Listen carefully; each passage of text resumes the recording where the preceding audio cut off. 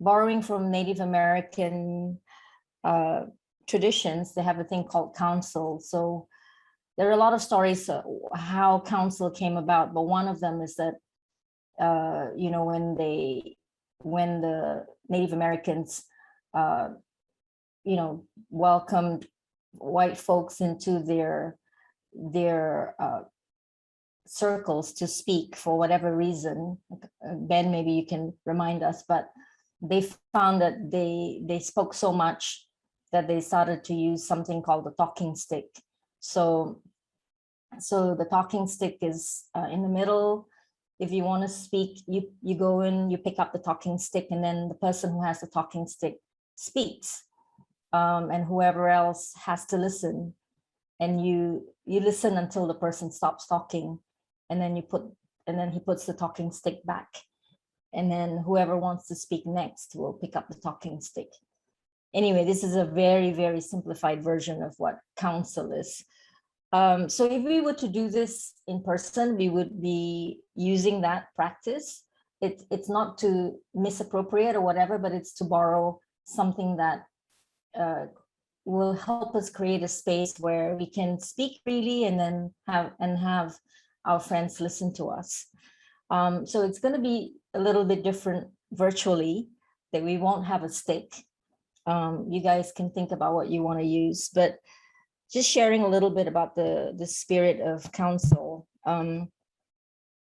It's a method of dialogue that allows for deep listening to self and other. It is a method of shared leadership by using a talking stick. It could be a stone, a branch, or any other object. The opportunity to share is evenly available to each participant. When it is your turn to hold a talking piece, it is also your turn to share. At other times, you are asked to listen attentively, to try to discern what narratives are emerging. Do not interrupt, ask questions, or comment. Listen as deeply as you can. If a person chooses, they may decide not to share and simply pass the talking stick to the next person. Please keep in mind, however, that the complexity of thought that is possible increases as each member of the group stretches to share his or her piece of the mosaic. In the work we will be doing this morning and this afternoon, there will be several opportunities to share and many more to listen deeply. In this council format, we will not be engaged in debate or discussion. So you will go into your small group sessions. We will initiate each round by asking a question. I will share that in a minute. We will take several moments of silence to allow a response to arise within us. Please also pause between speakers so that we have the time to really absorb what has been shared before another person begins to speak. It will deepen our process if we can each keep in mind the 4 intentions of counsel. Speak from the heart, listen from the heart, be of lean expression, and speak spontaneously. So again, remember, it's not about debate or discussion. And in your own groups, use something that will be the talking stick. Either you use an emoji, and then you put it on the screen and say, that's the time you want to speak, and then you speak and everyone will listen. Okay, so this is our first session. Small group council 1, we call it. You will all be going into 5 groups. We've already assigned those, so you will when I say press go, you will go into your groups, and this is your question. What is the legacy, positive and negative, of this intersection in your life currently? So what does that mean? I mean that it's talking about connected to the journal questions yesterday, as well as the whole conversation yesterday. What is the legacy of this intersection in your life currently? So that's taking some of what you shared this morning that may have stirred stories for different ones of you. So what is the legacy, positive and negative, if you were to be objective, to just call it what it is? How does it affect your thoughts, your relations to others, and or your experience in the workplace? And it doesn't have to be workplace. It could be, life place, work, play, whatever place, just place. You may find yourself extending what you have already reflected on, or you may find that new intersections arise with these questions. Take 5 minutes to reflect on this before sharing. Feel free to make notes for yourself. So you have your journal, you're now already thinking about these questions. So when you go into your room, again, take a few minutes. And then whoever wants to pick up the talking stick, the talking stone, the talking emoji, you do that. And then, again, there's no right, wrong, no correct or, better or worse answers. This is your own story. This is us finding our voice. This is us trying to surface silenced words or silenced knowings.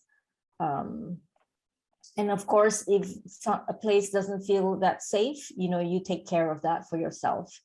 This is not a requirement, to go deep and reveal everything, reveal all your scars or whatever.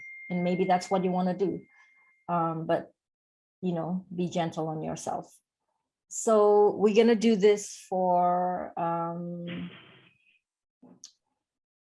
30 minutes. You'll be in your room. So there'll be about 6 of you in each room. So you will have your moment, whether it's 4 minutes or so, 3 minutes, 4 minutes, 2 minutes, doesn't matter. You've had one round of sharing, and then you can have another round, just building on each other. Okay. And then we'll come back. All right. Bye-bye. Okay. Let's spend the next half an hour sharing, harvesting some of what you experienced in your breakout councils.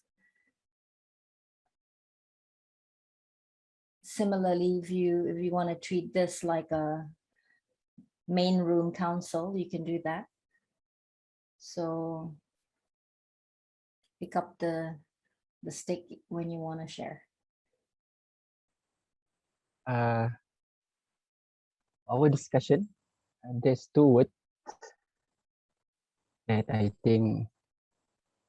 First word is, once saya dengar, is nationalism.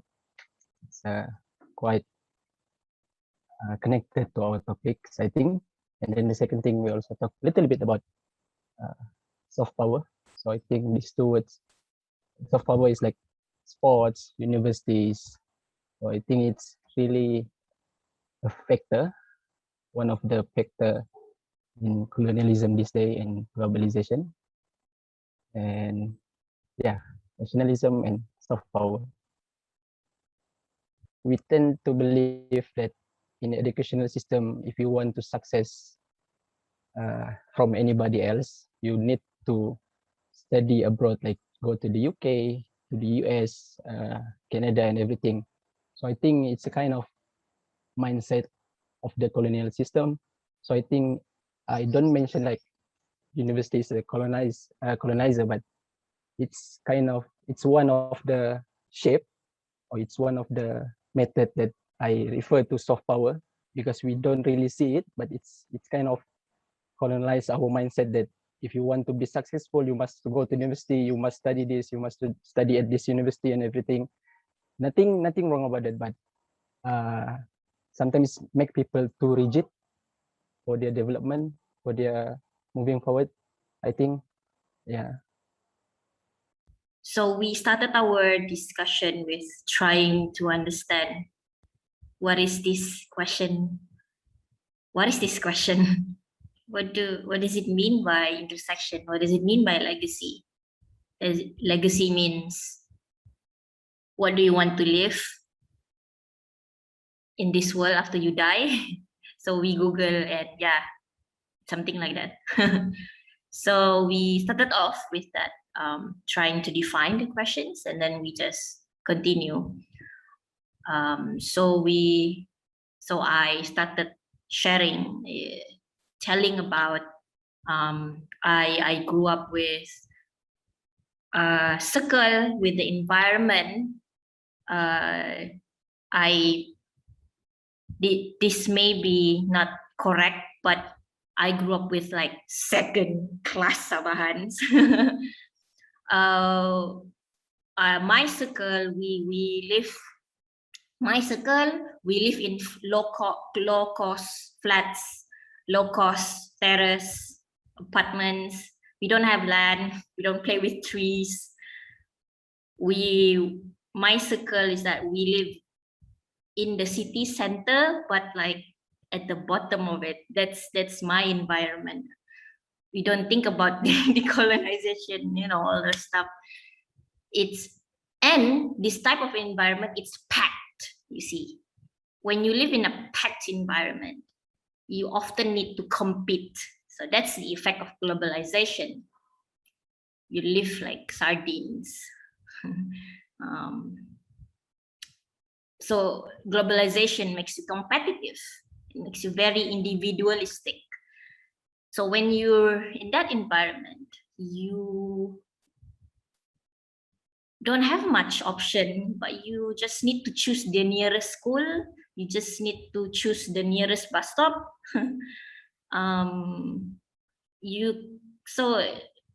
Trying to get back to topic. So you cannot afford to think about liberating. You can afford to think about these topics. You're tired, you're just living day to day. You don't even have the literature, the knowledge to explain the system that you're in. So we started off with that, and then we continued with other sharing, and then just as we go on, I don't know what came to me, but I just took notes lah. So I just sharing it here with you guys, because I think it was a good discussion, even though it was short. So it seems for future legacy, for them to survive, we as caregivers. So in my group, I think our age were like not like, I don't know, like 30 plus ish, 30-ish. So it seems for us, like I think collectively we think that the way we live, the way we grew up with, it makes us think that we just gotta try our best to give our legacy a good start in life, prep them into a good place where do they start, where do they live, where they will get education, the opportunities they will see, what their parents get, they will see the same, gender, ethnicity. And then as you grow up, the circle you grow up with determines how you see the world. So that's what I sense in my group, because we share about how we all grow up. It makes us see the world. It makes us see the opportunities based on how we grow up. Yeah. And then it makes us see how the Bumi Putra privilege play a very, very big role, and that our family's income also plays a strong part. And then while also growing up, we intersect with this topic of ethnicity. So like you're a Bajau, but you have a friend that is also a Bajau, but this Bajau friend is so fluent in the language, but you're not. So there's something there, but you just can't explain what is it. But it made you feel different. Okay. So you're affected by that, but you don't know how to feel about that. Yeah. And then lastly, we mentioned about globalization again, and then we thought about how we were all in the middle in Forever Sabah. So in Forever Sabah, we act a lot as intermediaries, as coordinators, as facilitators. We act as the middlemen in between people, in between all these personalities. So we feel the pressure to empathize and connect with the demands of globalization and with the responses we get from the grassroots. So globalization versus traditional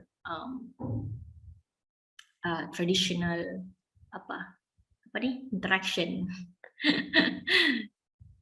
So yeah, I mean, I'm sorry if some of I said maybe not right. Please,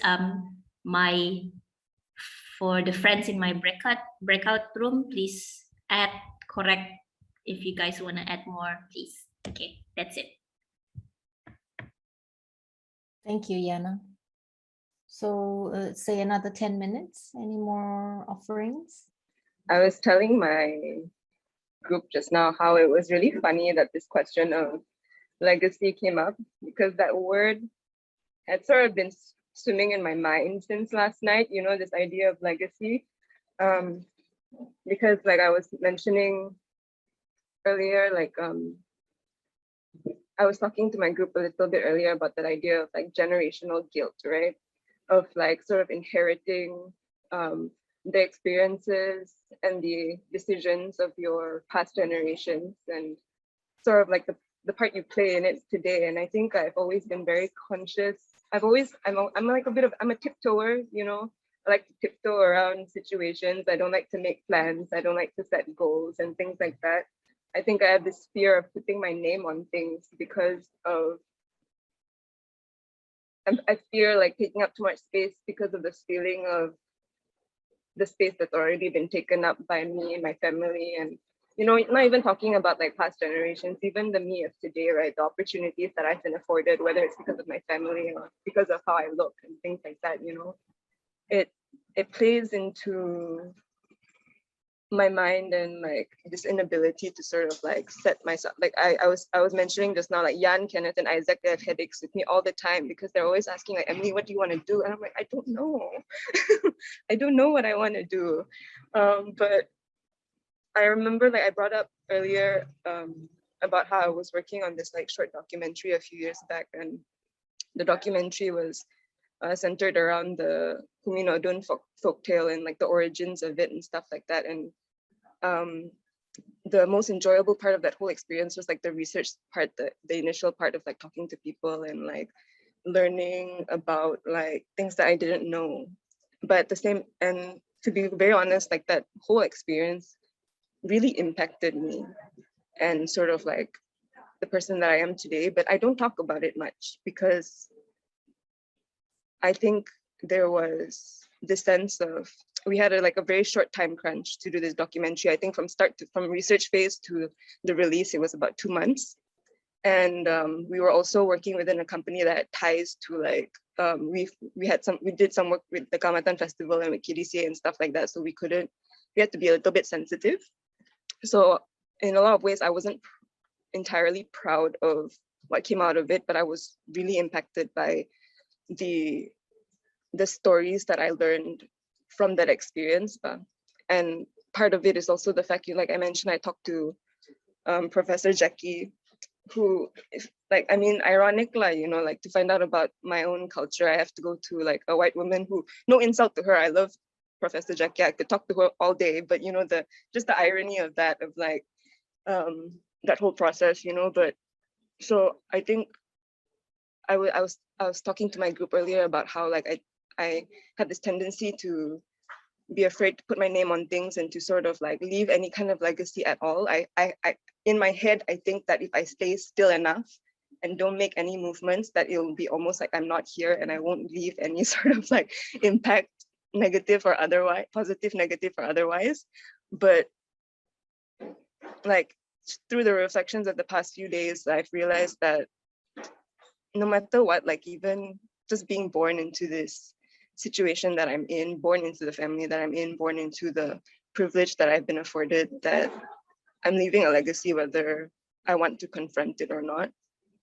So that was an interesting thing. And Ken Wilson brought up a very lovely point about the world being very complicated and all of us, you know, sort of trying to like unpack all the different complexities of who we are and what colonialization means to different people and the roles we play within it. So yeah, that was I just wanted to share a bit about that. Okay, it's 11:20. Let's take a break for, is 10 minutes good?